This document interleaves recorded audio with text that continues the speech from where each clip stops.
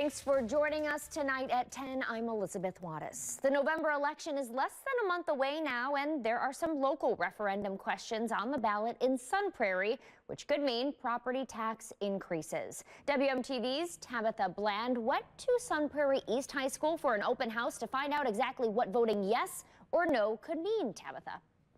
The goal, if passed, would bring $25 million to the district over the course of 5 years. That money would work to correct the current financial deficit. We're trying to achieve exactly what the community asked us to achieve for our students and our families. Sun Prairie School District Superintendent Brad Sarin says that more money is needed to achieve the programming and expenses the community wants. A referendum on the November ballot, if passed, would bridge the financial gap. That money would come from an increase in property taxes in the community. After studying it for 8 months, our school board decided to put a question on the ballot for an operational referendum that is $25 million, but rolled in over 5 years. The district uses an average $300,000 home value to break down what this will mean for taxpayers. Year 1, property taxes would increase by $90. Year 2, $174. Year 3, $168, reaching a total of $432. There would be no added tax in year 4 and 5.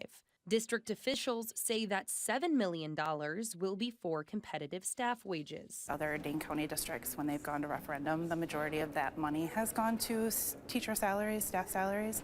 So we've ended up being back down to the bottom of the Dane County median for salaries. But district board members understand that a referendum was just passed in 2022. And I know we came 2 years ago for referendum asking people for money as well, not really realizing how high inflation was going to be over the next couple of years. Which is why some community members are questioning saying yes. Gila Dox has 3 kids in the district and says her own expenses are affected by inflation too. It's very difficult to balance that in this economy, but it's worth it. You know, you got to do what you got to do. Sun Prairie is one of 79 ballots statewide that will have an operating referendum presented on them this November. In the newsroom, Tabitha Bland, WMTV 15 News.